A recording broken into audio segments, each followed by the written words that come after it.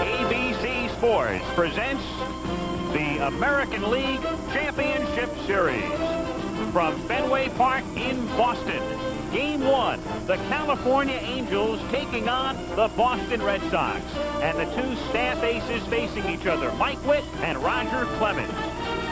The Angels clinching the West a week ago Friday, their third division crown in 8 seasons. And a week ago Sunday, the Red Sox clinched the East, their first division title since 1975.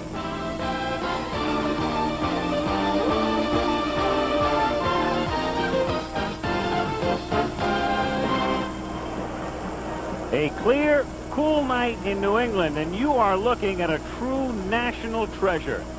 Fenway Park, capacity about 35,000 in Boston, and the site tonight of Game 1 of the 1986 American League Championship Series. And two of the more intriguing managers in baseball, both looking for their first world championship. Gene Mauch in his 25th season of managing, and John McNamara of the Boston Red Sox.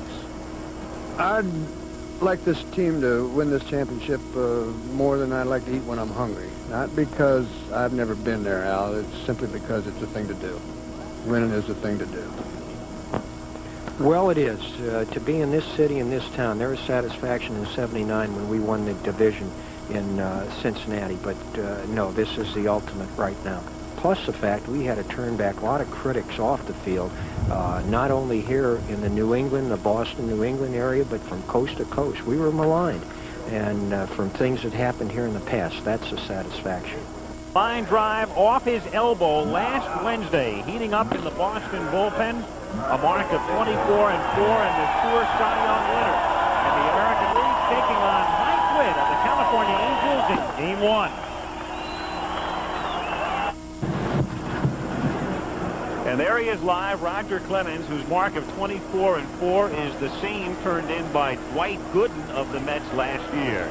And back of Clemens now, 36-year-old Bill Buckner is at first base. And at second base is the unsung one of the Red Sox, Marty Barrett. Moves men along, covers a good deal of ground. Spike Owen came over in a deal with the Mariners in August. And the batting champion, Wade Boggs, is at third.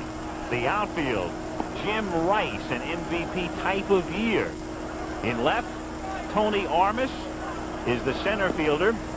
And the longtime right fielder, he was here in '75, the last time the Sox were in the playoffs, Dwight Evans. Back of the plate is Rich Gedman, who took a foul tip off his shoulder on Saturday, but he's okay.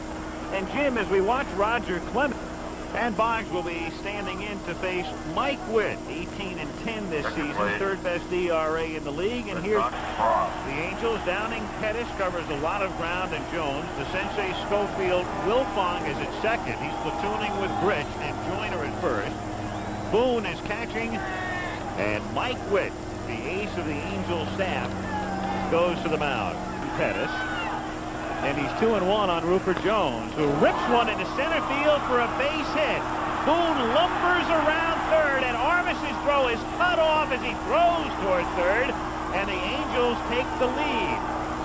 In the other 10, somebody else has to come in. Down the line in left field and hooking away from Rice and in for a base hit. And that will score Pettis. Jones stops at third. Joyner has a pair of doubles. And the Angels lead 2-0 in the second inning. Side part of the plate just slices it into the corner. Pettis scores easy. Fine. Rip to left field into the gap. And that's in there for extra bases. 2 more runs score. And Fenway will become very quiet as the Angels lead 4-0. It's up in mucho runs, and we've seen 4. But it's an agonizing inning for the Red Sox. At 4-0 California. Thrown a tremendous number of pitches. And that one is grounded by Buckner and finds its way into right field for a base hit. The throw is going to third, and not in time there as another run scores. So Wilfong scores the unearned run, and it's 5-0 Angels. 1-2 pitch is a half swing, strike 3, and Witt with a no-hitter through 5. And we go to the 6th. California 5 and Boston nothing. Exceptional year throwing runners out, 44 of 86. Wasn't able to do it there. He throws his bat at the ball and loops it into right field for a base hit. Here comes Evans' throw, and that's up the line. And the Angels get another run. Go to the bullpen. And then Milwaukee came from behind, ready to go to his bullpen. And he wants the left-hander, Santito, to come in to face Jones. So Clemens gets a hand. He leaves with the Angels on top, 6-1. For the graphics. And we'll be with you again tomorrow at 3 Eastern as the Angels celebrate a victory made official on the catch by White. And it's Mike Witt going all the way as the Angels take the first game of the ALCS 8-1. The Angels will send up against left-hander Bruce Hurst, pitcher of the month in the American League in September. He talks about a left-hander in Fenway. Same lineup as McNamara employed in Game 1. Meanwhile, Kirk McCaskill working for the Angels, and here's Bob Boone's rather tidy investment. In the air to deep left center field, and Pettis looking up at the wall. It is off the wall and bounding away from him. Hendrick picks it up and throws a rainbow to third, and backed up by McCaskill as Bond triples. And the 3-2 to Barrett is hit down the line in right field for a base hit. That scores Boggs. Hendrick plays the carom. Barrett has a double. The Red Sox have the lead.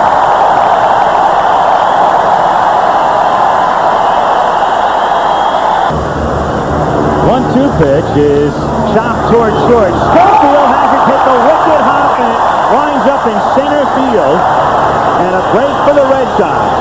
You go back to look at the American League batting championships as it's shot to the left of the mound and lost in the sun by McCaskill. So we've already seen the outfielders with problems, and now on a chopper, McCaskill can't find the baseball. He's had a fantastic year for the Red Sox. 0-2 pitch is grounded, base hit in the left field as Gedman scores, and they hold Owen at third. It's 2-0. First ability to strike batters out. Runners go, grounded to third, and Boggs knocks it down, and that's all. And Wade had a lot of things to think about at one time. Strike zone. His power is down. And he chops it toward the hole. It's backhanded by Owen, and he's too late to third. Couldn't get the ball out of his glove. And so the Red Sox commit another blunder, and the Angels get on the board, and it's 2-1. Fourth inning in what has shaped up as a most interesting little confrontation here with bad hops and errors. He's got to be a little bit tired, but try to get over that in the playoff. A drive to deep right field. Evans goes all the way back to the wall with Armas and gone into the bullpen.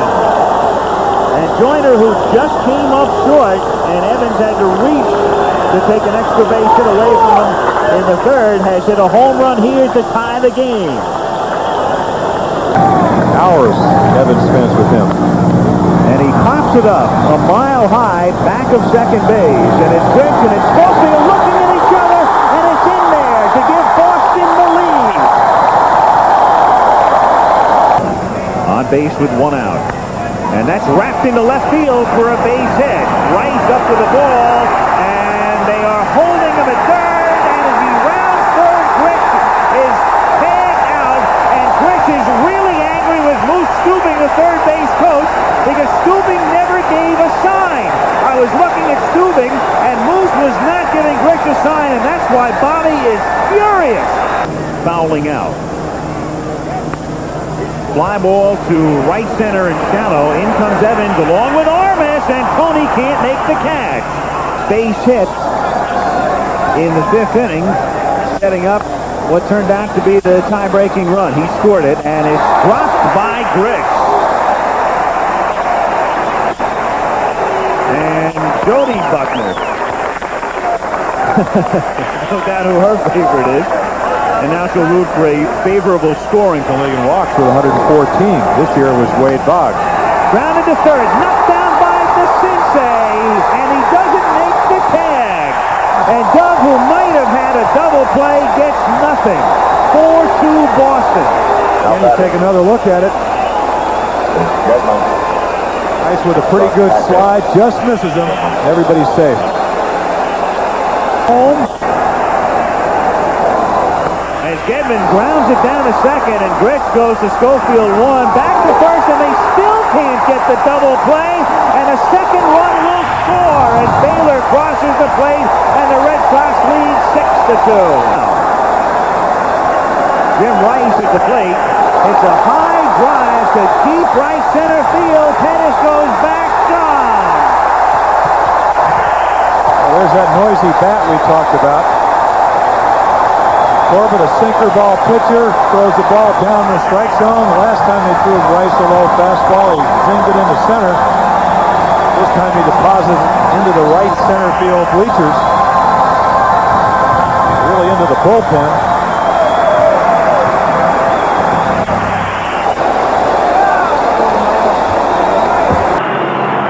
Now on the verge of getting even. Knocked down by Boggs, goes to second, and we are even. The series stands at a game apiece as we head west. Boston 9, California 2. The national anthem as the crowd settles in, and we are set for the start of Game 3. Finished with a real flourish as the former Pirate left-hander makes his way to the mound. Good, Al. I like that. Sure is, and a lot of people, I think, felt that. And Oil Can Boyd on the mound for the Boston Red Sox. Back through the middle, base hit for Gedman. Rice coming in to score, Evans stopping at second, and Boston on top, 1-0. He identifies with that immediately and is going to stop the stolen base attempt.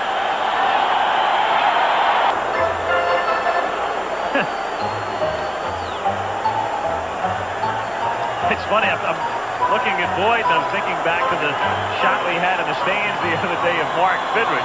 He's not quite as demonstrative. But remember the way the Bird used to walk around, talk to his infielders, talk to himself, gesture?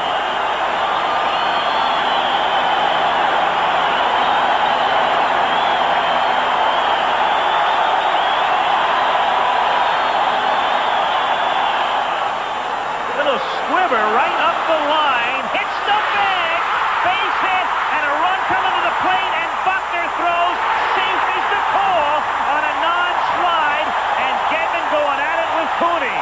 And McNamara in a 6.2 60-yard dash gets there as well. Meanwhile, that's the weirdest looking little ground ball I've ever seen. And now McNamara has to think about a bunch of things, among them keeping Boyd in the game because he's angrier than Gedman. And the umpires are now discussing it amongst themselves. It's the weirdest looking, and of course we'll see the replay, little ground ball I've seen in a long time. Well, it's right off the end of the bat, and Terry Cooney, the home plate umpire's responsibility, as apparently Richie Garcia, whose call it is, he's the third base umpire, apparently made the call. And whatever the call is, are they going to call him out at home? Was that it from third? That's what it has to be. The responsibility in this play, Al, is that the home plate umpire on a ball between first and home has to call whether the ball is fair or foul. The third base umpire is supposed to come from third base as we take another look. You can see it right off. It's a pool cue shot, as they call. Starts out foul and comes back Now, fair. Terry Cooney is making the call right here. He goes up the line, and then the ball hits the bag. Can goes for it. Buckner picks it up, and he makes a play. Now the home plate umpire, Cooney, out of your picture, is up the line. Here's the throw. No slide, and Gedman trying to make the tag. He looks safe.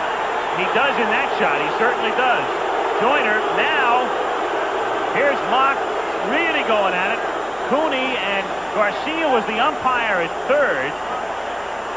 Well, what Gary Cooney just said, is that I asked for help, and the help should come from the gentleman on your left, number 9, Richie Garcia, because it's his call. Responsibility shifts. And Gene, that evidently says whatever he said is enough to get him tossed. He gets tossed by Nick Brevigan. There is nobody, of course, who knows the rule book any better than Gene Mock, and whatever it was, Mock said the wrong word or words. Softly hit the shallow center field, and Pettis with that great speed. There are probably two guys who make that play, Pettis and Carl Lewis. 1-0 at the end of 5½. Give me your scouting report on the can. Obviously one more and he will hold the record. He said, I'm trying to hit the fastball the other way because I respect his curveball and his slider and his changeup. So let's see if he does do that. Base hit into right field. Stubing, waving Joyner in, and the game is tied.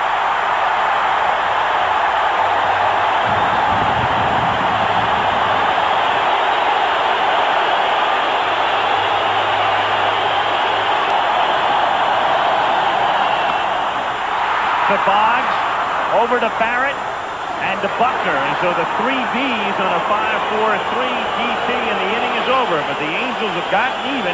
We go to the 7th, 1-1. Look at Boyd.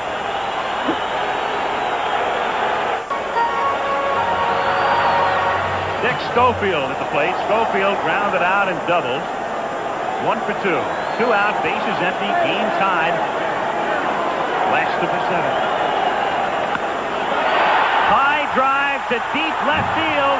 Rice goes back. Gone.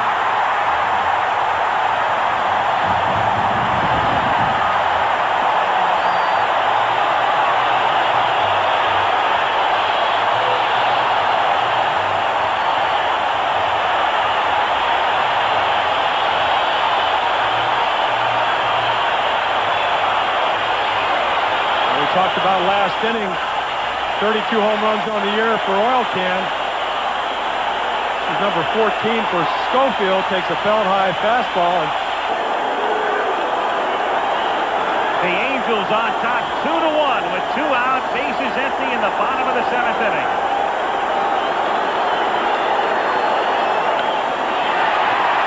To center and in there. And so Boone is on with 2 out, and Gary Pettis coming to the plate.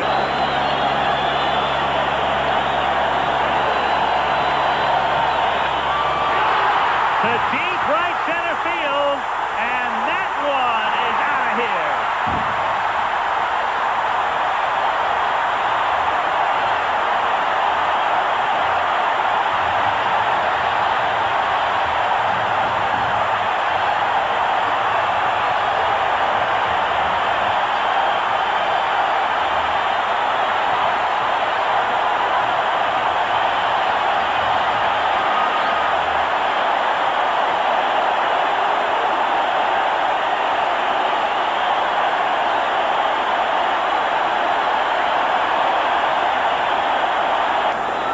That Pettis might try to go out and look for a fastball and get out in front. He does exactly. That mistake went about 400 feet.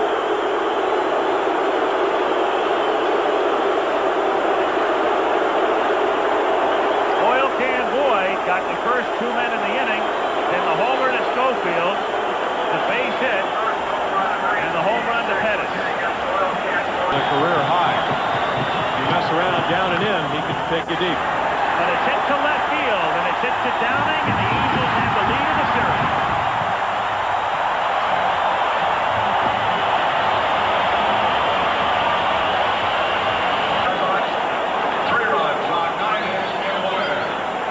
Been a good series so far. 2 sort of one-sided games in Boston, but interesting enough. And then a real beauty tonight in Anaheim. We'll be back. The Boston Red Sox and the California Angels, and the matchup for Game 4, Roger Clemens against Don Sutton. A wild one last night, highlighted by this bizarre fourth-inning play, which resulted in the ejection of Gene Mauch. And one of the key blows, this two-run homer by Gary Pettis as the Angels beat the Red Sox and Oil Can Boyd 5-3. Anaheim Stadium from the air, not Chamber of Commerce weather. It's been... And Roger Clemens on 3 days rest. And we mentioned he pitched on 3 days rest following the All-Star game, but the difference, of course, is that in the All-Star game he worked 3 innings, and he worked 3 perfect innings. Tom Seaver would be seeing Tom tonight. Down goes Jones. So Rupert is gone, and we'll take a look at Bobby Grech. The 3-man rotation in this series. We're going to see Bruce Hurst tomorrow. And Grech is gone on strike. So that's 2 strikeouts, 2 off Clemens. And then 2 when the Sox had to go to the bullpen. Check swing, little bouncer. Nice play by Clemens from his knees. He gets him. And so 2 strikeouts and a soft roller, and after 1, no score in Anaheim. 6 miles per hour up out of the strike zone. Tough to catch up with it. See you later. Real tough. 3 strikeouts for Clemens. And that's 4 strikeouts in 2 innings for Roger Clemens. After 2, no score in Anaheim. No balls, 2 strikes to count. And in there for strike 3. And Boone muttering at Nick Premigan on his way back to the dugout. And that's 5 strikeouts now for Clemens. And there he goes, and the pitch is high, and Gedman's throw is there in time. Rich Gedman rifling it down to second. And down he goes, and Roger Clemens has struck out 2 in each of the first 3 innings, and that's 6 thus far. Scoreless as we go to the 4th. Almost 80% in, so contact hitter. In the air to shallow right field. This will be interesting. Box tags and does not come, and it's a good thing for him.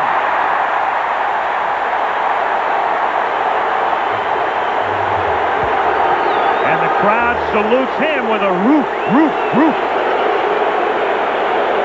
You don't know if it's going to be inside or outside. And it's hit right to Schofield. And the Sox strand Boggs at third. No score after 3.5. Little chopper toward the middle. Here's Owen again. Steps on second. Throws to first. And so he extricates himself with a 6-3 double play. And at the end of 4, still no score. You go round and round. I would have done it this way. He should have done it that way. In there. Called strike 3. And Schofield, a shy and retiring sort, has what for him would be a violent argument. 3. Ripped down the line in right field. Fair ball. The Red Sox take the lead. Jones plays the carom. Armas has scored. Barrett will be held at third on a double by the overdue Buckner.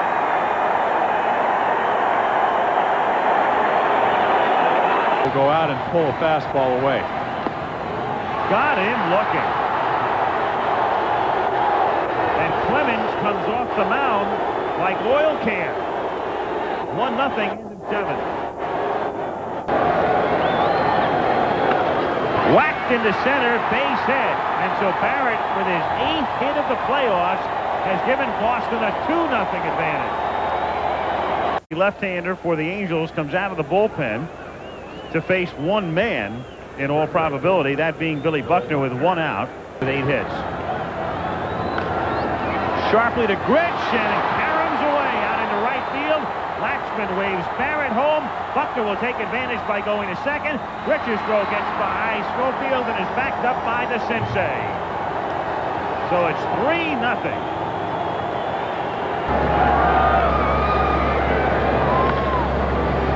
The Sensei has it go through him. This is looking like Wednesday revisited.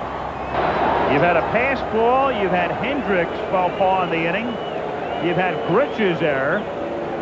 And now what I assume will be an error on the Sensei. Corbett, one of those guys, he may be the last of a dying breed. I always thought it was a good trade-off. I'll sit there as long as they want to keep scoring runs. Down goes Baylor. So 2 down. Grounders, there have been some blasts. Toward Grich. Over to Schofield, and the inning is over. But Hendricks' mistake, the 2 errors, the pass ball, and a 3-0 Boston lead.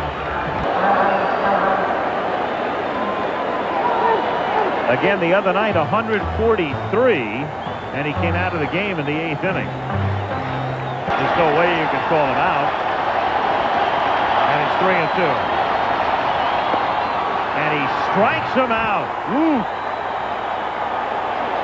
High, high, higher, and that's K number 9. Hit down to second. Barrett backs up, makes the play to first, and Clemens has gone through 8. And the Red Sox are 3 outs away from squaring this series, because as we head to the top of the 9th, it's 2 out, bases empty in the top of the 9th inning. Game over the 3-hour mark. Half swing, liner caught by Schofield. Way up on that one. The Sensei, Hendrick, and Schofield coming up in the bottom of the 9th inning. Roger Clemens trying to go all the way and square it at 2 games apiece.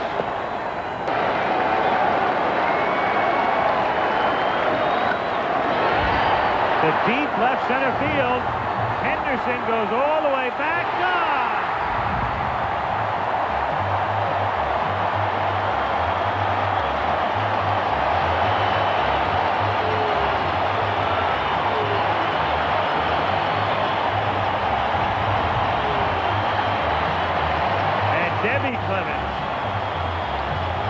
Watching the shutout go down the drain, still able to afford a smile though, because her man's got a 2-run lead. To third, Boggs stays with it. Throw high, and a nice toe dance by Buckner. 1-1. 83 of 84, leading going into the 9th. Nobody was better in the big leagues. Ripped into left for a base hit, and they'll get the tying run to the plate. And Schiraldi heating in the pen, and Bob Boone, who hit 7 home runs this season, coming to the plate. Would say, oh yeah, good strike. I caught it just above the knees. He hits it into left field for a base hit, and the winning run will come to the plate.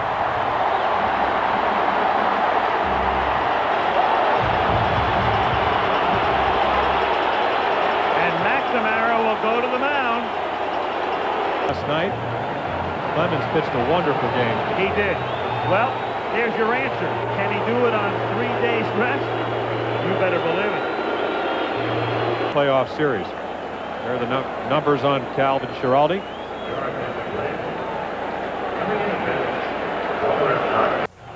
Schiraldi, he looks anything but nervous right now, able to emit a grin.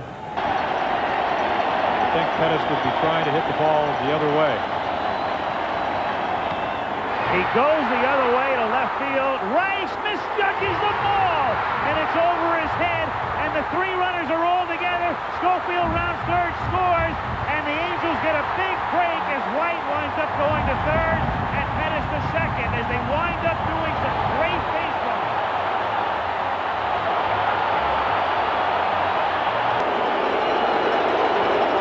Gedney with his hand up there, going to intentionally walk Rupert Jones. And so the tying and winning runs are on base with the score 3-2. Oh, boy. And Schofield rounded third, kept on coming. White alertly then moved to third with Pettis holding at second, and it's 3-2. I have to give Devon White some credit because the other advantage the Angels have is you look at a figure that tells you no team's ever won a game in the championship series of the American League after entering the 9th trailing by more than 1.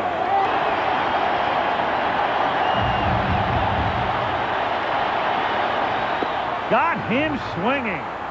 Woo! Bases loaded, 2 out, and it's up to Downing.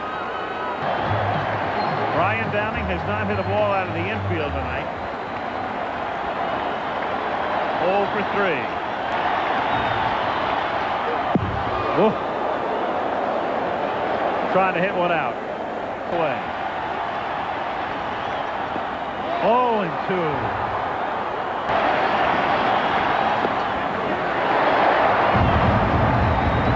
1 and 2. Don't throw anything but the best pitch.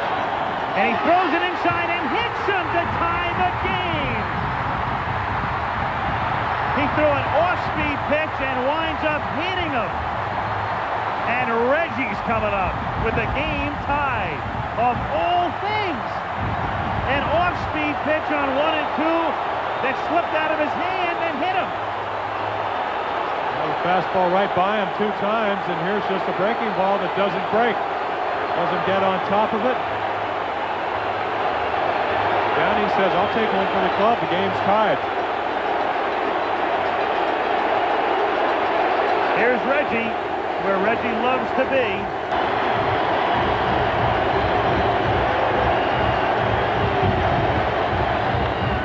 Grounder, Barrett knocks it down, recovers, gets him. And we go to the 10th. And Reggie threw his hands up. But the Angels bat around in the 9th inning. We go to the 10th, tied 3-3. In Anaheim Stadium, Game 4, as we go to the bottom of the 11th inning. They're hopeful the Angels can do it in 5. It didn't look very promising going to the bottom of the 9th inning. Powering stuff. You do have to get the bat started. Drill to right field, base hit, cut off by Evans to hold him to 1.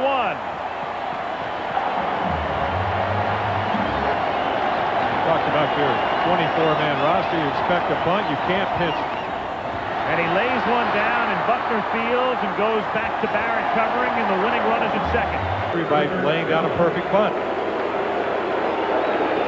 Now, Rupert Jones is the batter. First base open, and Spike Owen was saying to Gedman, hey, look into the dugout because we want to walk him. Gedman was in the crouch back of the plate, and Owen got his attention and said, hey, give him 4 away.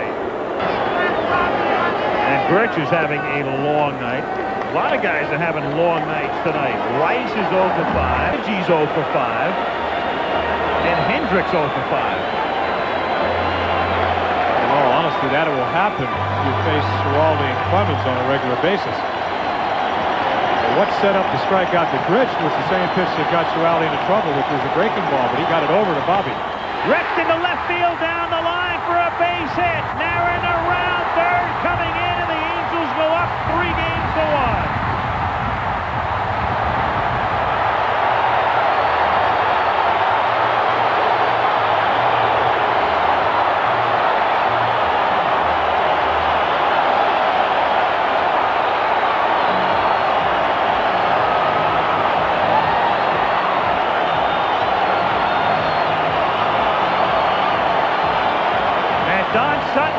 Street clothes among those celebrating with the Angels.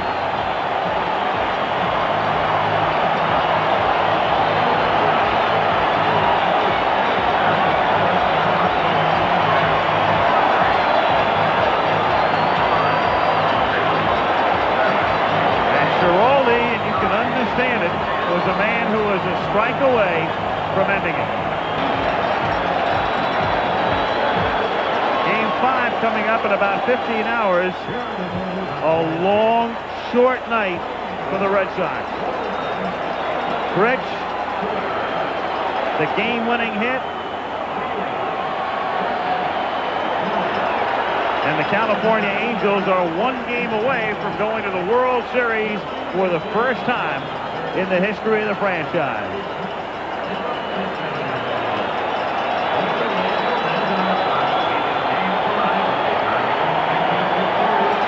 And the lights being dimmed at Anaheim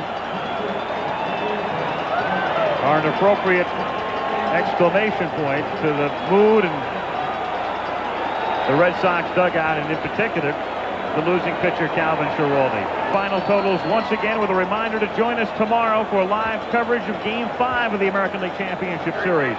2:30 Eastern Time.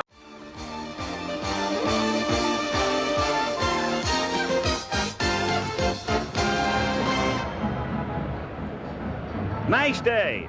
Sunshine in Southern California. Temperature expected to climb into the upper 70s and more than 60,000 once again. We'll look on at Anaheim Stadium. They're very hopeful of a big celebration when this day is done. And of course, the mathematics are quite simple. The Angels need win only one of 3 to win their first ever American League pennant. Thank you very much, Al. Well, John, I know what that sickening feeling can be, and it had to be that last night. How do you turn the troops around today? Well, Don, we have been here before. We fought adversity all year, both on and off the field, and we know what we have to do. We have to win to keep going, and we will be prepared. A few minutes away from the start of Game 5, it'll be Bruce Hurst against Mike Witt, who will try to close things out. The Angels, born of expansion in 1961, have never won a pennant. Reggie Jackson has been here since 1982, now in his 5th season. They came close but lost in the playoffs to Milwaukee in '82, and Reggie talked a few days ago about finishing the job.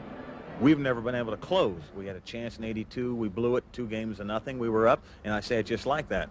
In 1984, we got beat. In 1985, we lost, or we blew it. So again, here we are in the playoffs again, and we've been here before, and we need to prove to people, the fans, the media, all over the country and all of baseball, that we can close the deal. Well, Gene, you've been in this position before. You've been right up to the wall, and you have not got there. Any special thing that you talk to the boys about today, or just say go play? Oh, not really, Don. You probably know me better than anybody in the world does, and every putt I hit, I think it's going in the hole. Every time I put this uniform on, I think something good going to happen. There's never any negative approach to anything, and our guys they feel good about themselves. They know this club's loosey-goosey over here, going to wheel and deal. It's going to be a tough fight. We know that. And with Boone catching, it's Mike Witt on the mound, and there is no question as to who's going to win the Cy Young Award in the American League this season. Roger Clemens, just a sensational year, and again, just to reaffirm the point, the balloting is already done. The playoffs have nothing to do with that award. Rocky Rowe heading the crew of umpires today as he works the plate. But in any other season, they'd be talking about Mike Witt as the Cy Young Award prospective winner. Jim, certainly a candidate. Toward Downing, and a more conventional type play. Boston gone in order. We played a half. Red Sox nothing, and the Angels coming up. And Bruce Hurst, who scattered, and I guess that's the only word to use, when you give up 11 hits and you go all the way and win, you have scattered them. Well, I think the key thing, though, when you look at the line score, is that he did not walk anybody, and that's something you don't want to do in Fenway Park. You don't want to do on the road. It's an interesting. Downing goes, pitches high, throw is there. And on a 2-2 pitch, Brian Downing is running. The sensei takes, and Gedman guns down Downing. Are after 1 in Game 5. The reason for that is the curveball in the first pitch. It just sets up the fastball. And hit into right field for a base hit. Not your quintessential Jim Rice base hit, but he'll take it. And down he goes, so Baylor strikes out. And as McNamara told Don Drysdale during the pregame show, they send him, and it's called strike 3, and he's trapped, but he does get back. Of course, with Boone coming up, thought that pitch was a little bit high. Wondered if it really wasn't ball 4. But... And he gets him, or foul tips, and stays alive. It's a foul tip as Bob. It looks like it gets him because it looks like he's looking for a breaking ball. And again, what makes Witt so tough is he's unpredictable. You really don't know what to look for. He almost throws the fastball right by Gedman. Just hits the top half of the ball. And then it's ripped down the line in right field and into the corner and gone. A home run for Gedman. One pitch after Witt nearly had him struck out. Gedman lashes one down the line and out of here.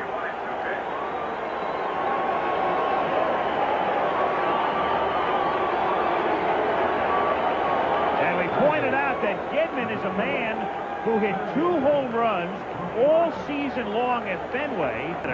Downing shielding his eyes. makes the catch. And the Red Sox are done, but Rich Gedman with a 2-run homer has made it Boston 2, California nothing. Got him. So Bobby Grich is down on strikes, and up comes number 44. The ball right back at Bruce. Good breaking pitch. And no argument from Reggie. He got fooled on the pitch and knows it. In another 2.5 innings, we'll update you again. To deep left field, down the line into the corner, and it is gone.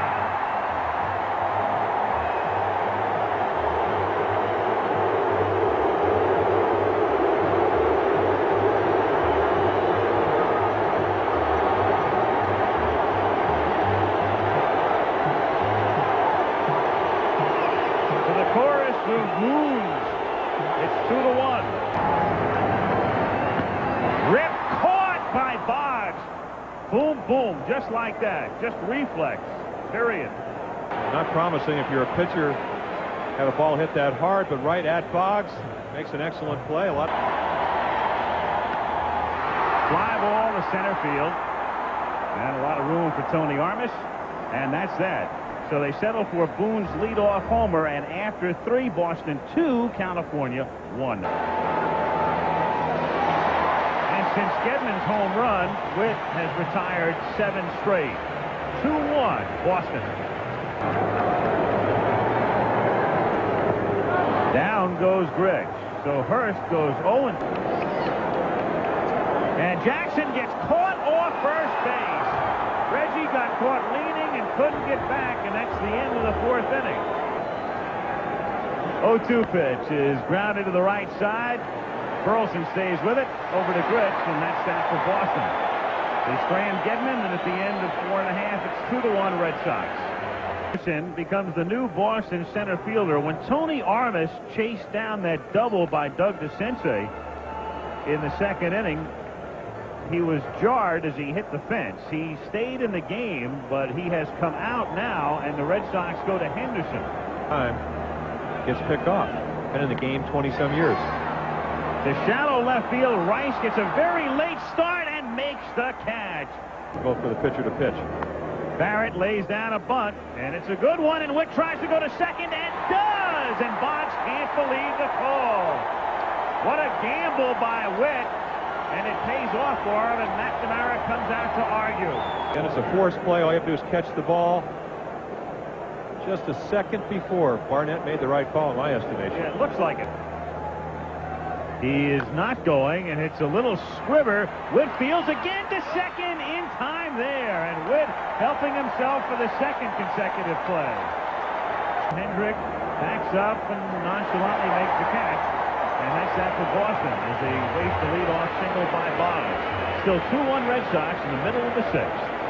Doubled off the wall and then hit one off the end of the bat in the air to left field. And this one is hit in the air to right center field and up the gap. For extra bases, DeCinces will pull in at second with a double.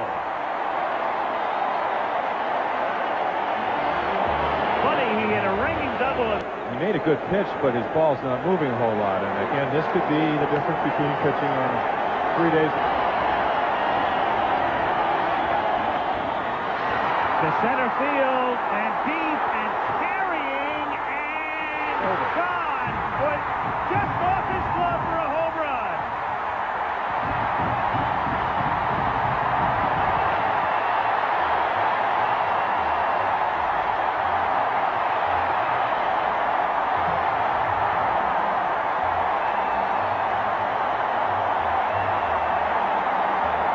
Henderson nearly made a spectacular catch as it deflects off his glove, and the Angels lead.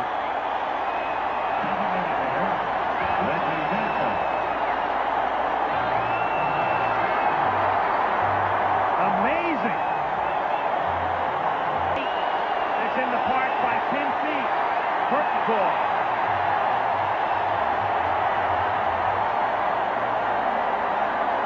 Another look. It's back real well, and right here the wall comes into play. Ball right in the middle of the glove, and then the impact of the wall. If you're an outfielder, you sense where the wall is. It's a don't know when you're going to hit it. And what's amazing, too, in that replay is that if he doesn't touch the ball, it looks like it's going to hit the top of the fence and stay in for a double. 0-2. The wall is. You can take that extra step to the wall. You see Reggie go down for the third out. So 2 runs, 2 hits. The home run, Anaheim Stadium is rocking.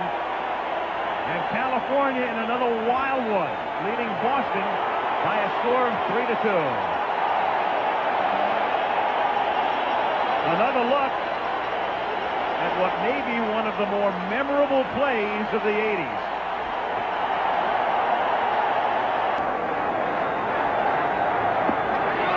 Down he goes with emphasis. And at the end of 6.5, 3-2 Angels. Boston bullpen, as he picks up for Hurst. McNamara got 6 innings out of Hurst, and especially in light of the way the 6th inning ended, as you see Gritch's reaction to his home run. McNamara opting to go to Stanley here in the bottom of the 7th inning. Hurst pitched well, but he was not proving to be much of a mystery in the 6th. Computer and Davey. There's a chopper toward the middle and through off Barrett's glove. Being waved in is White. Pettis goes to third. Wilfong to second.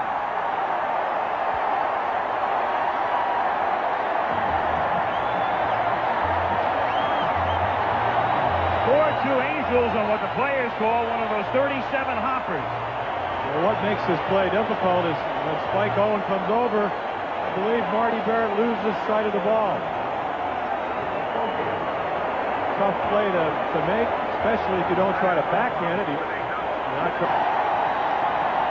They let him swing, and he lifts it to shallow center. Henderson comes racing in and makes the catch. Pettis tags, and the throw is offline. 5-2.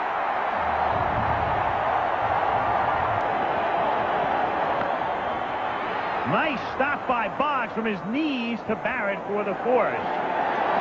But the Angels, who are known for little ball, play the ultimate little ball for 2 in the bottom of the 7th and lead 5-2. Walt Riniak, the batting coach, feels right now 280 and about 15 home runs. Into right center for a base hit and maybe more. Cut off by Pettis, and Greenwell stops it first with a long single.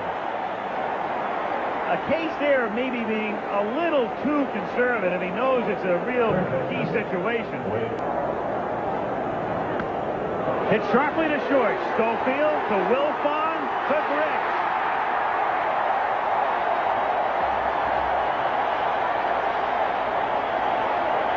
And what if Greenwell had gone to second base on that long single? Swing pop-up. Wilfong.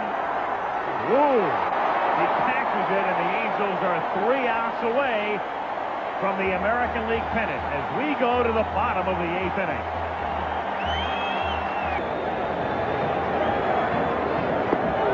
And called strike 3, and no protest from Reg. The 4th game, a great play on a double. White goes on a pitch out. The throw is there in time. Boy, I tell you, things aren't coming up roses for the Red Sox, but remember that man, if you will, no matter what happens. Mr. Gedman. We go to the 9th. 5-2 California. As we go to the top of the 9th inning, Buckner, Rice, and Baylor with Witt on the mound and security at the ready.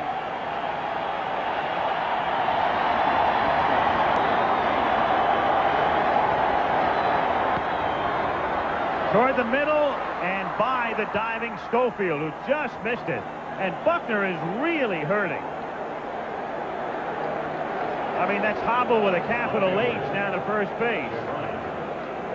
And they're going to have to pinch run for him, and Dave Stapleton's coming out of the dugout. Another look.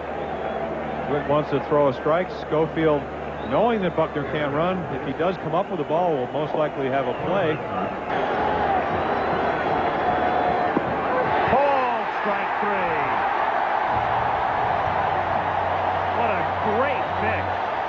So great, in fact, there's no beef from Rice. Doesn't even offer. Baylor now, 0 for 3.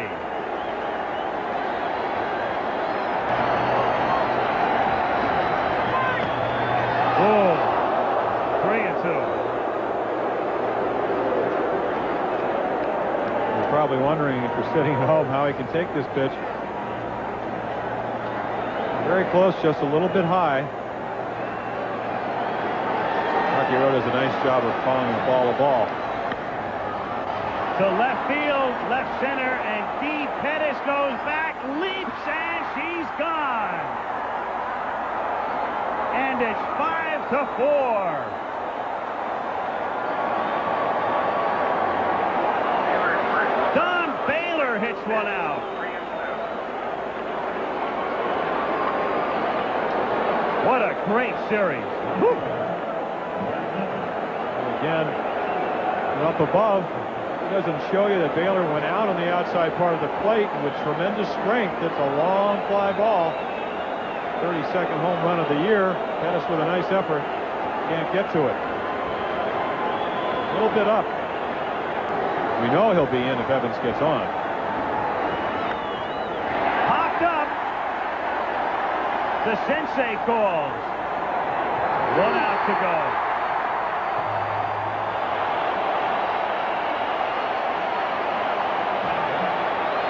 Two down. Bases empty. Gedman. A shot to right for a homer. A shot to left center for a double. A stinging single to right. And Marcel Laxman goes to the mound. And goes to the bullpen. And this is exactly the way Gene Mott would play it under any circumstance. Especially this one. We'll be back. Which departure on tape. And Gene Mott, who has to manage logically and not with his emotions, brought Lucas into the game last night to face one batter, Gedman. He struck him out. Here's Gedman. 2 out, 9th inning. 5-4 California.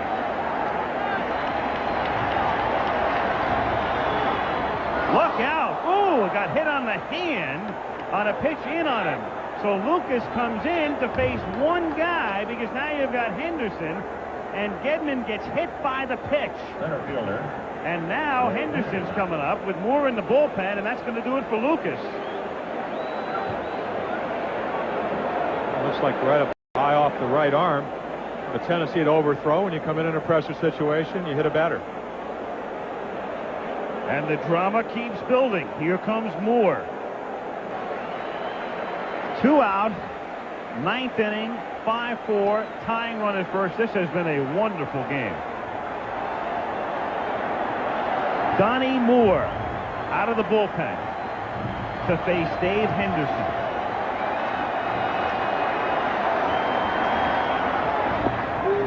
One and 0. Excellent fork ball. In there. They're 2 strikes away. 1 and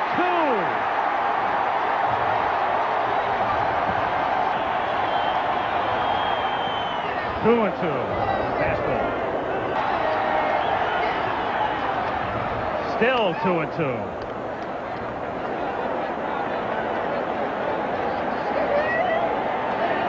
And Boone to the mound now.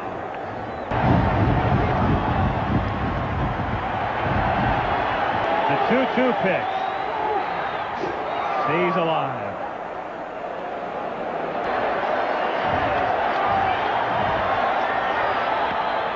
To left field and deep and down he goes back and it's gone.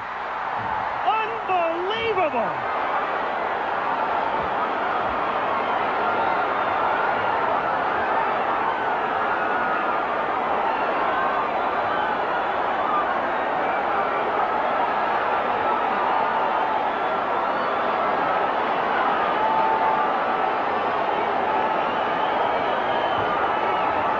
You're looking at one for the ages here.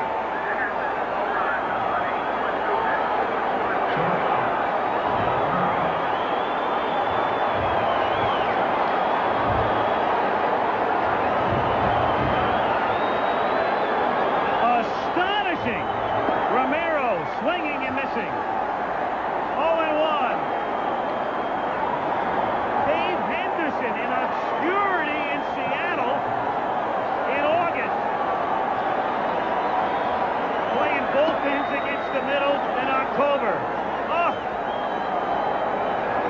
You have the two-run home run go off your glove, and then you have a chance to put your team ahead. Smoke the forkball. Popped up foul and out of play. Anaheim Stadium was a strike away from turning into fantasy land. And now the Red Sox lead 6-5. The Angels in the bottom of the ninth. Boone, Pettis, and Wilfong. 2-2.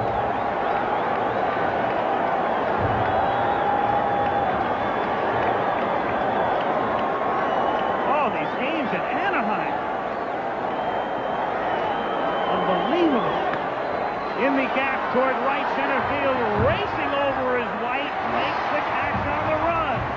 But the Red Sox get 4 in the ninth on a pair of two-run homers by Taylor and Henderson. And the Angels come up in the bottom of the ninth with Boston on top 6-5.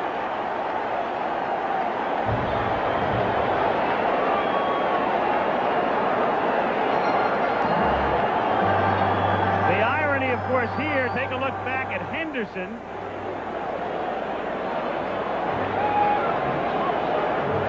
Deflecting the ball over the fence for a home run. The play of the series. And then 2 out and 2 strikes. And out of there. In the bottom of the top of the ninth inning. Oh.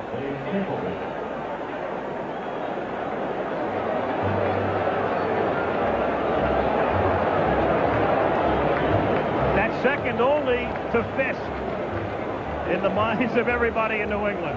Oh, just astonishing.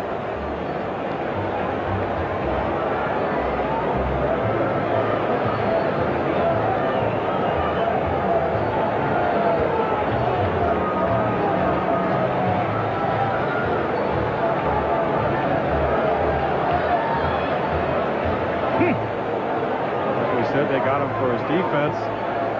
So we go to the bottom of the ninth inning. Bob Boone, Gary Pettis, and Rob Wilfong. Al Michaels, Jim Palmer with you from Anaheim. Bob Stanley needs 3 outs. And a base hit to left center field, and Henderson has to chase it down in the gap, and the Angels have the tying run at first. Boom, boom, boom. A perfect day for Bob. Plate. Pettis lays down the bunt. Stapleton fields, throws to Barrett. They get the out.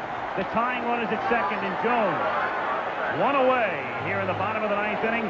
And Wilfong coming up, and McNamara had started out.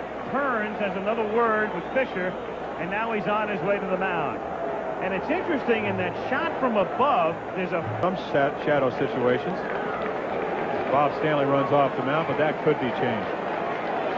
They'll go to the bullpen, and I believe it's Schiraldi coming out of the shadows. Throwing down there, and for the moment, it's only Crawford throwing, and Sambito, the lefty, was up, and there is the Joyner is still in the hospital. Wilfong has done very well this year against left-handed pitchers. Hit sharply by Barrett for a base hit. Evans can throw. Jones is coming home. The throw home is there. No, he's safe.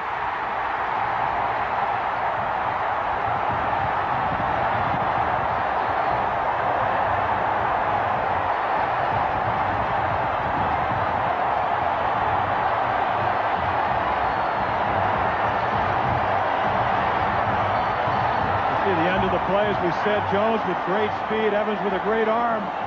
Kevin makes a great catch of this. The ball short hops him. Great slide by Jones. He doesn't go to the outside. I doubt if he'll get to the plate. And McNamara to the mound and to the bullpen again. Again, Zampino, success story of some sorts during the season, but not today. Belt high in the middle of the plate. Once again, you see Evans throw. It's a strong one. Right there. Ball short hops him just a little and a fantastic slide. By the time he gets to him, he's already across home plate. Another angle on that slide. I'm thinking of Sundberg in the World Series last year.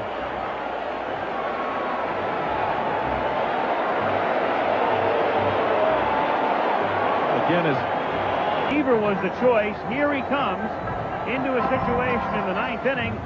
And I guess what we're being told here is that Stewart can pitch. And the last two nights, especially last night, have just taken too much out of Schiraldi. that's definitely the message I'm getting. Sammy Stewart with 12 innings in postseason play. Hit to right, base hit. Wilfong goes to third. The pennant is 90 feet away.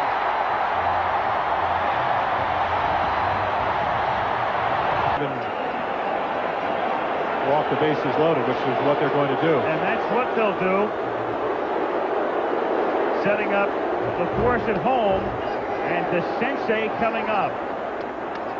It also sets up, and the one thing that I hated to do in a base-loaded situation, it sets up a situation if you do get behind a hitter, you have to throw a strike.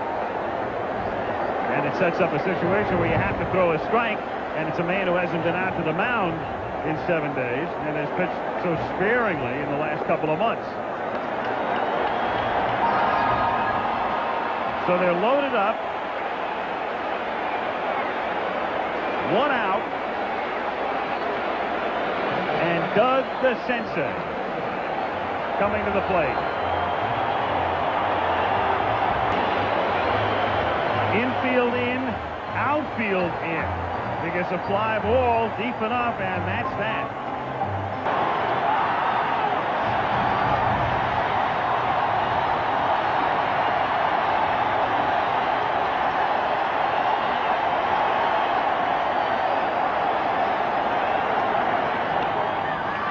Popped up, shallow right field. Wilfonger's tagging, but it's just a shallow fly ball. Evans makes the catch, and they can't take the chance. 2 down. Gigantic out. Infield now goes back to normal depth. Outfield plays at normal depth. Grich comes up.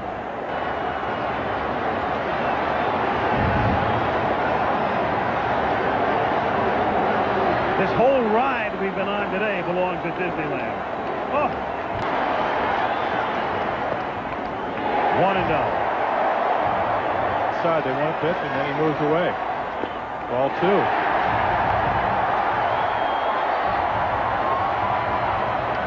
Now, this is not an easy situation. Grich most likely will be taking. Crawford knows he has to throw a strike. Hasn't been able to do it. 2-1.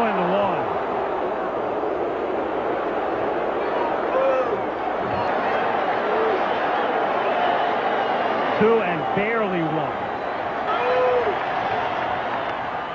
2-2. Broken bat caught by Crawford. We go to the 10th if you can take it. Most likely just trying to throw a strike. Watch the ball run in. Grich hits it way up on the label of the bat. Nice play by Crawford for the final out of the inning. Oh boy. We go to the 10th. Boggs is on. So Donnie Moore, who has been erratic this year, the ace of the bullpen last year, but shoulder troubles this year, the 3 cortisone shots, which is a big number. 1 is a big number for a pitcher. Barrett at the plate. Bunts toward first. Grich goes to second in time there.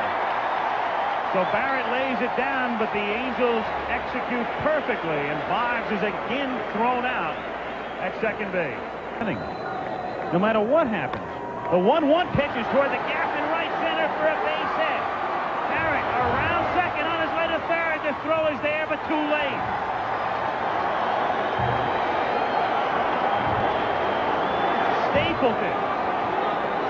Stapleton of the 128 average with a single to right. Double play in order. Rice not hitting very well during the championship series, but 324 on the year. And he hits a grounder to short, and Schofield shovels to second and back to first. Double play. And Rice, who's hit into $1 million in his career, but had cut down during the regular season, hits into one at this time. We go to the bottom of the 10th. White spending the year at Edmonton. 14 home. Got him. 2 down. Steve Crawford. Boy, this is why not only is this game, the whole game itself, so great, and why so many of us love this sport, but Steve Crawford, who only appears here today because Seaver's knee doesn't respond, and in the least likely of situations. The pitcher and the hitter. And he walks Narron. So Narron carrying the pennant in his back pocket.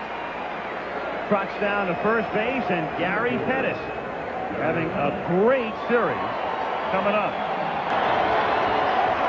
Narron goes. It's hit in the air to deep left field. Deep left field. Rice to the fence. And he makes the catch. And had to look down to make sure.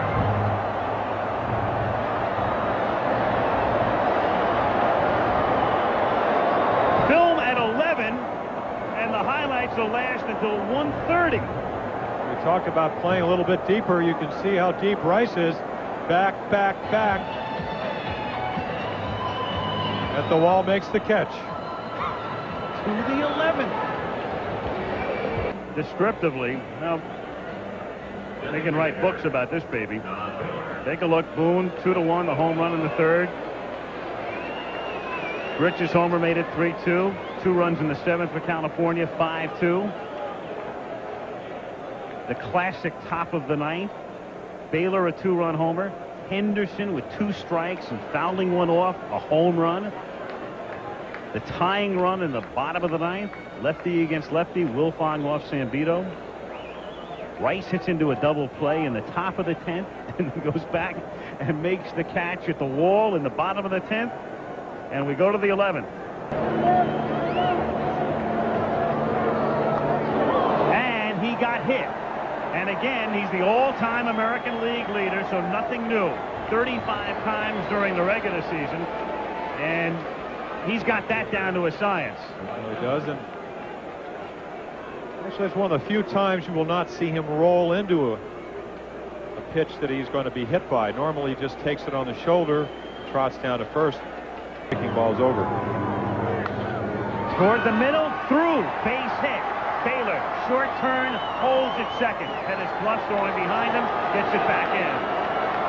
First and second, nobody out. The crowd getting on Donnie Moore's case, and that's a crowd reaction anywhere when the closer can't close. Well, they booed him after the home run to Henderson.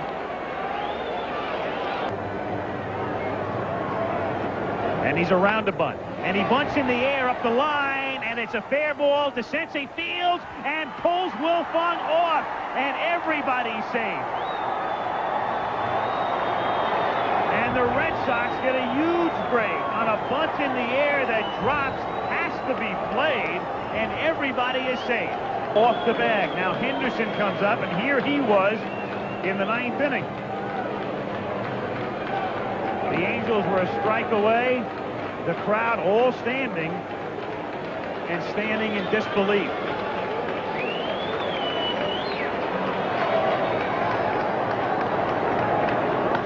And it's drilled to the gap in left center field, deep enough to score a run. Pettis makes the catch.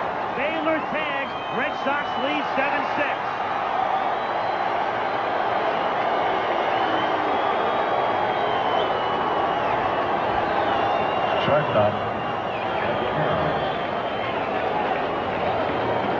Henderson driving in the go-ahead run, and Romero comes up.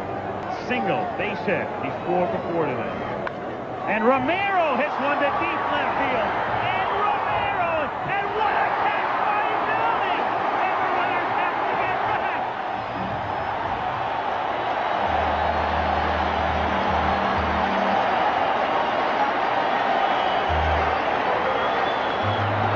Are we really seeing this game? Every time you think something greater can't happen, this is, I mean, a fabulous catch. He's playing shallow. Romero doesn't have a lot of power. With a warning track, doesn't really care where the fence is, if you know Brian Downing. Catches it, hits the support. And Latchman goes to the mound, and they go to the bullpen. And that's it for Moore, and they'll shower him. This is like a great heavyweight fight. And a team with Moose and Roop and Boone. And maybe they're going Moore, but you know they're not. 7-6 Boston. Of the bullpen to face Wade Boggs. 2 on and 2 out in the top of the 11th inning. Described him before as a linebacker type outfielder. And as Jim said, he doesn't care where the fence is. That's why I love Downing. You see him make that play a lot. Hit sharply. Great stop by Wilfong. Throws him out. Osur. Just another routine play. And look at it once again. 3-2 down the middle. Boggs hits it right on the nose. Another topper. Dives to his left. Sees he has it. Throws him out. Boston 7, California 6. Wilfong to lead off in the bottom of the 11th. Will certainly help to ease whatever emotional pain would linger to get the Angels out of the bottom of the 11th. Well, most managers, when they have a stopper that fails, they'd like to get him back out there to reestablish his confidence. And I really look at last night as something that, I guess, on one hand, could be devastating to a lot of Red Sox fans, obviously to the Red Sox because they lost the game, but it's also a learning experience. Tried to make a great pitch with a second pitch, wasn't able to do it. Might have learned a lesson from it. It's been the stopper all year. Certainly is a stopping type of situation. Reporters. And gets Wilfong here.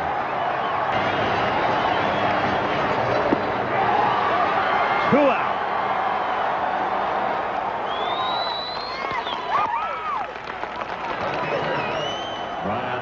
Once again, back to the fastball. Hard to see. Rich Glebman's glove. Once again, the Angel hitter just couldn't quite get to it.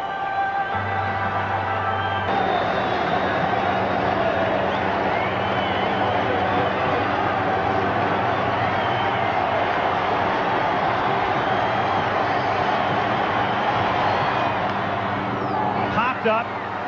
Here comes Stapleton. Next plane to Boston.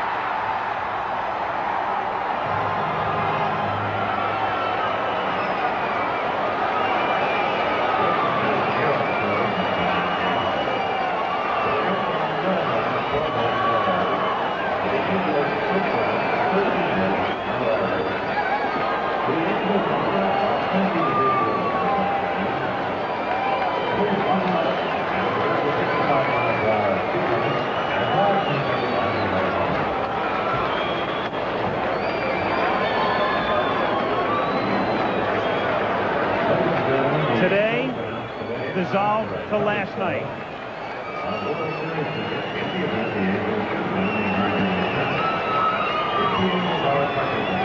Moments ago.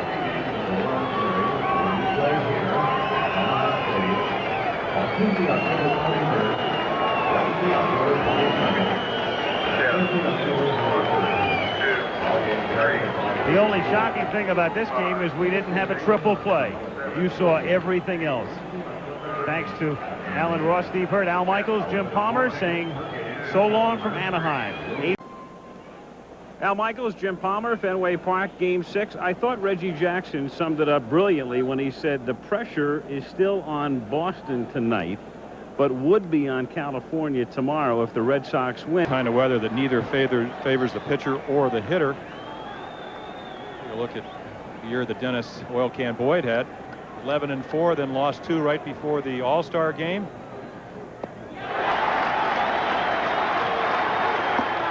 And he's on. So Jones fouls off enough pitches to work the walk from Oil Can Boyd. The Angels have the game's first base runner, and Brian Downing comes to the plate. 2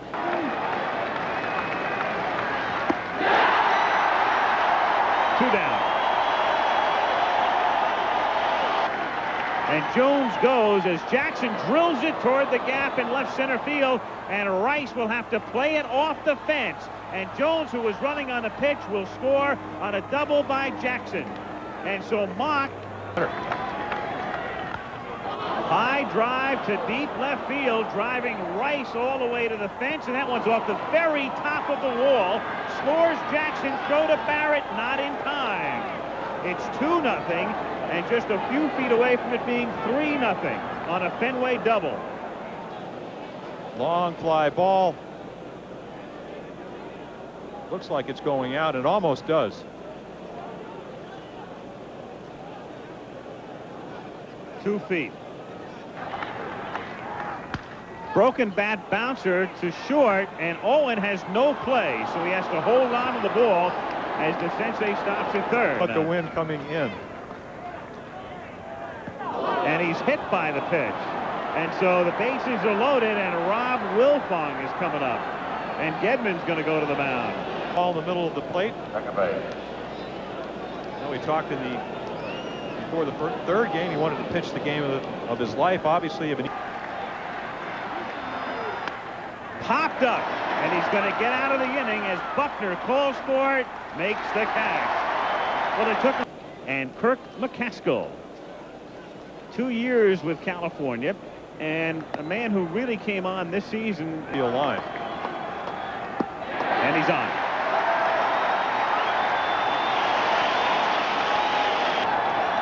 And they keep Bonds at first, ball 4.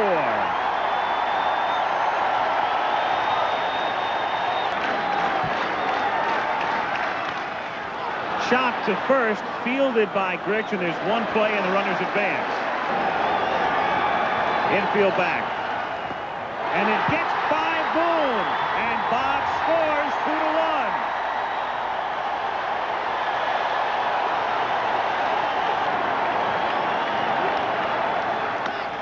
And there's your ground ball. And we're tied.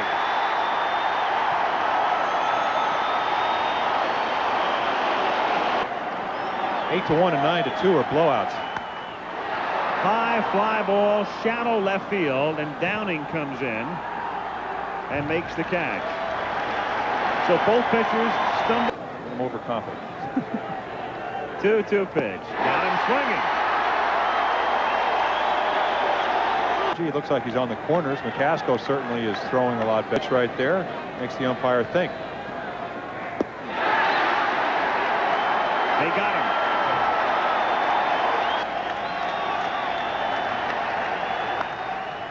Popped up, down the line, Rice is there. 3 up and 3 down. So the Oil Can now has things in sync. He set down 5 straight. We're tied 2-2. 2 runs, no hits for the Red Sox. Base hit to center field. Breaking pitch, hammered into right for a base hit. Owen will stop at second. The throw comes in behind him. 2 on, nobody out.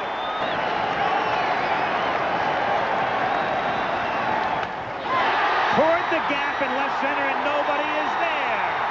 Owen will score. Bonds will be held. Barrett has a double.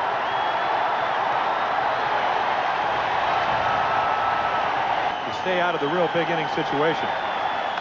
That's ripped to center for a base hit.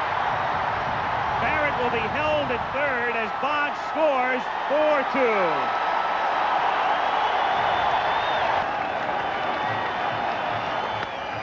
Toward the gap in right center field, and a base hit in front of Jones, and Buckner has to be held at third, and Rice is nearly toward third. Rich cuts it off and then throws the ball away by Wilfong. Buckner comes in to score. The ball winds up out of play, and they will award, I believe, yes, home plate to Rice and third to Baylor.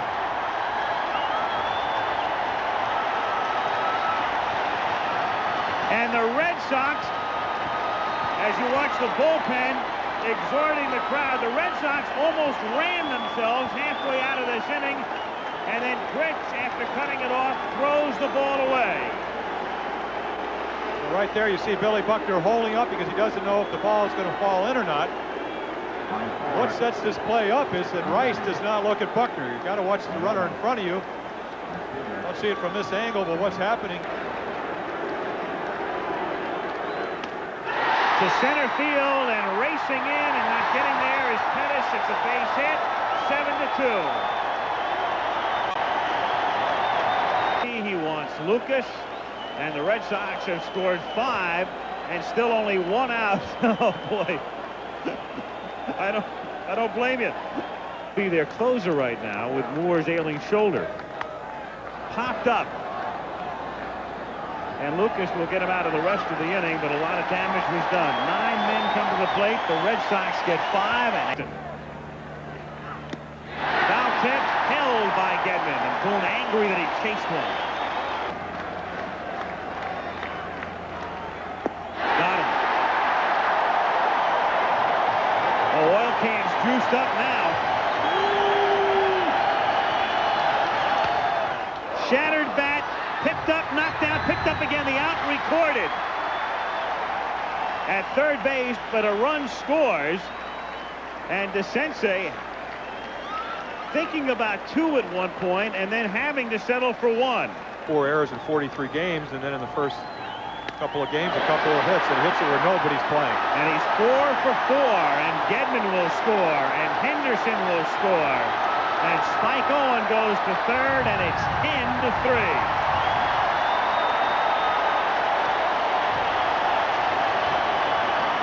Ladies and gentlemen, the Red Couple of Sox runs for the Sox in the 7th. It's 10-3 as we go to the 8th and move back after this mess.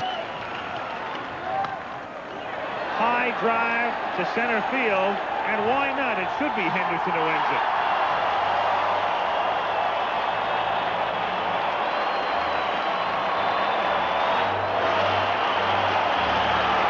One game for the pennant tomorrow. Beautiful night in New England. Clear, dry, temperature in the low 50s. Fenway Park is filling up as we get set for Game 7 of what has been a very dramatic American League Championship Series. He's in a great pitching matchup tonight as Roger Clemens, who pitched so well the other night and yet was not involved in the decision when the Angels came from behind. He'll be going to the mound again on 3 days rest. So he's making his 3rd appearance in this series, and making his 2nd appearance in this championship series is the Angel left-hander John Candelaria, who pitched so well down the stretch. So the count.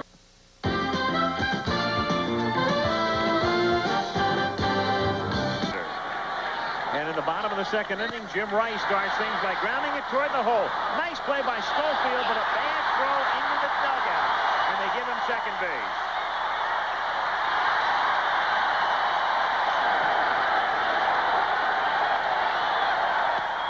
That's grounded slowly to second, fielded by Burleson, and the only play is first. 1-0 Boston. In the 2nd. Hit back through the middle, hits second base, and carries into right center field. Baylor scores, so does Evan.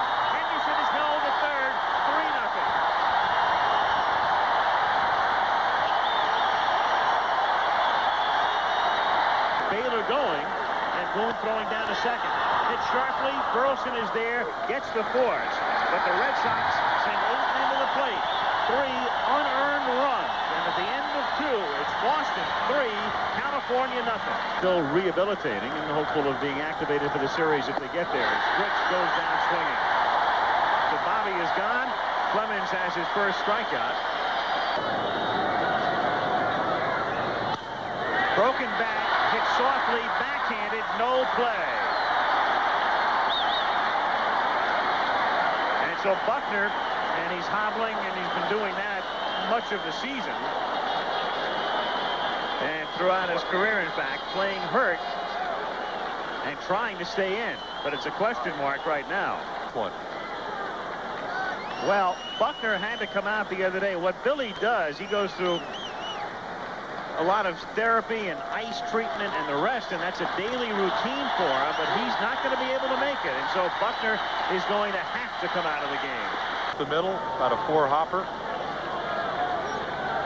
Stapleton, meanwhile, comes in to pinch run, and Stapleton will stay in the game.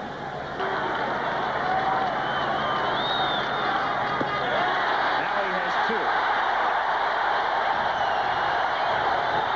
Down and away, you don't want to move it back. You want to move it towards the plate. To deep center field, going all the way back is Pettis to the fence, leaps, and drops the ball.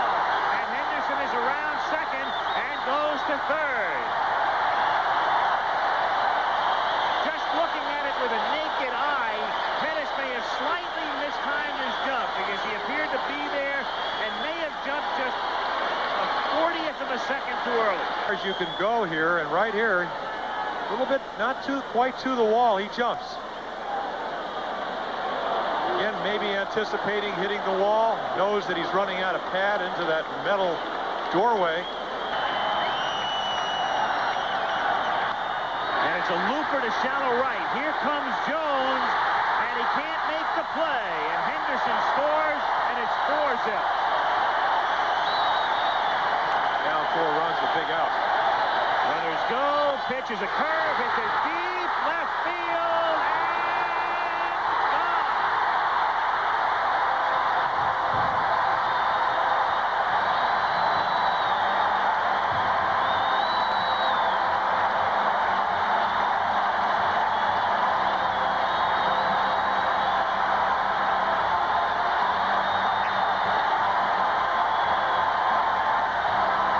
He is so strong, ends up hitting the light tower.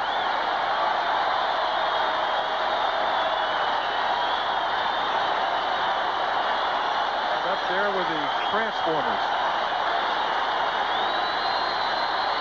7-0 Boston. Thank Clemens. Ground ball, great stop by Bonds, throws to second, yes. What a play.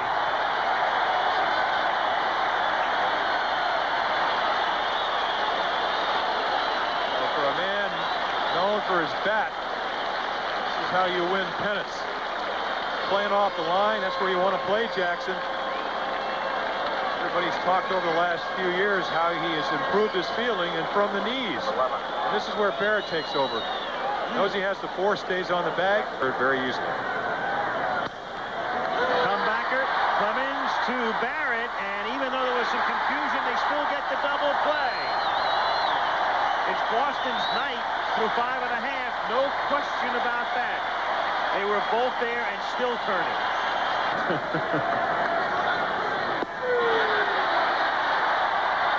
Rick's gone. Schedule. Here's the 2-2 pitch. Popped up. And in foul ground, here comes Stapleton as Clemens gets out of the way with a little hook slide. And the Red Sox are 6 outs away. 7th inning stretch. And Evans drills it to left field and down the line. And that one is gone. Hits the top of the wall and goes over.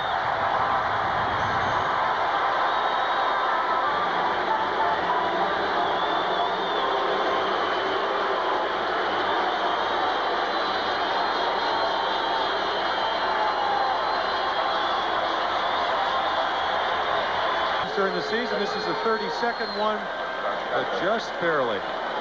Right on top of the wall, another 2 or 3 inches, it's a double. Wants to go all the way. Johnny has just explained, hey man, it's 8-zip. I need you. I got to think about my rotation for the World Series, and you deserve the moment. So go enjoy it.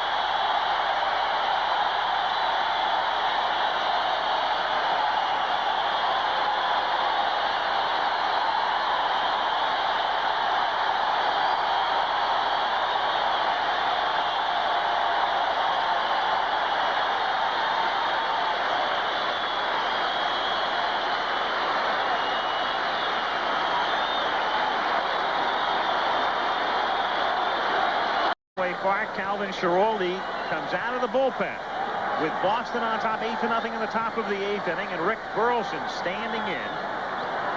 Rupert Jones at first base. Especially trailing by 8 runs, you want to try to walk if he'll walk you.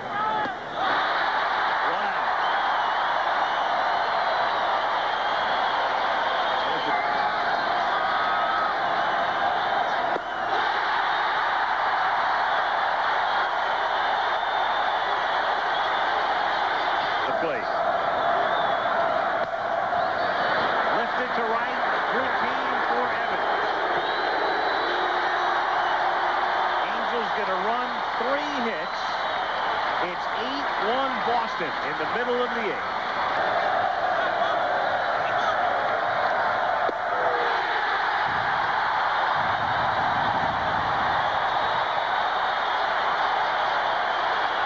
Will you ever forget the look on Schiraldi's face Saturday night?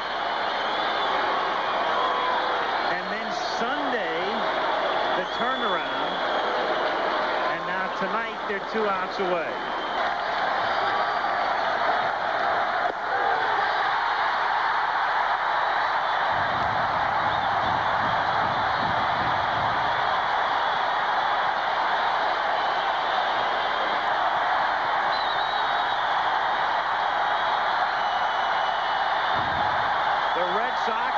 Trying to go from last rights to the World Series.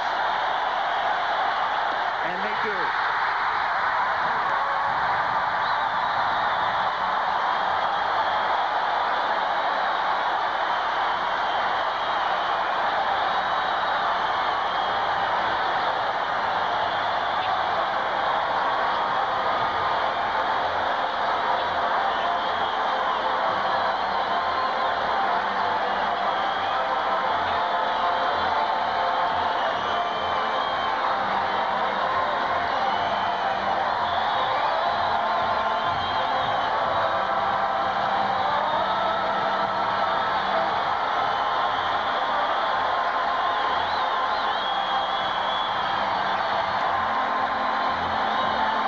Sign of the night. The Boston Red Sox, champions of the American League. The forlorn history of the Red Sox is littered with one false spring after another. But the spring of 1986 offered signs that this time might be different. Really. The Red Sox had pedestrian players in many positions, but they did have the Rocket, Roger Clemens, a stopper, which is something some of the greater Red Sox teams had not. The 1986 season took off that day in April when Roger Clemens struck out 20. Got caught in traffic. They were minutes away from naming another starter. 45, 50 minutes went by, and I didn't move 2 car lengths, so I'm starting to panic a little bit.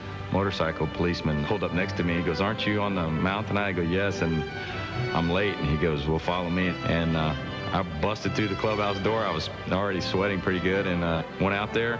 The rest was history, as they say. A new record. Clemens has set a major league record for strikeouts in a game. The Red Sox went on to win 95 games and their division. And the man who caught the final out in the clincher was none other than Bill Buckner. One of the great things about sport is that you can come so close, and yet you're still so far. And I think back to the 5th game of the American League Championship Series in 1986 as the ultimate example of that in baseball. So close yet so far. That could serve as the epitaph for former Red Sox infielder Gene Mauch, who managed the California Angels in 1986. Everybody talks about the curse of the Bambino in Boston. Well, Gene Mauch, he was cursed himself. He was a great manager. He won a lot of games. He couldn't quite get the boulder over the top of the hill. Gene Mauch, who saw the '64 pennant slip away in Philadelphia with a 10-game losing streak down the stretch when they had it all but sewn up. And now here he is in '86 with a 3-run lead into the 9th. Gene Mauch, of course, hoping that this will be his day, too. And then Baylor came up with 1 out, hits a home run on a ball that I would throw him 100 out of 100 times, and I guarantee you wouldn't hit a home run on. It wouldn't even get a hit on, probably. It was that good of a pitch. It is 5-4, Angels. Dwight Evans comes up, pops up to third. No problem. 2 outs, 1 out away, and we're in the World Series. But Witt wouldn't get a chance to induce the last out. Gene Mauch changed pitchers. After Gary Lucas hit a batter, California's fortune was entrusted to Donnie Moore. It would have been different if Donnie Moore would have been healthy. But when I saw Donnie Moore, I went, oh no. And I think everybody on our team went, oh no, because he physically couldn't do what he normally could do. To left field, and Dean bent down and goes back, and it's gone! Unbelievable!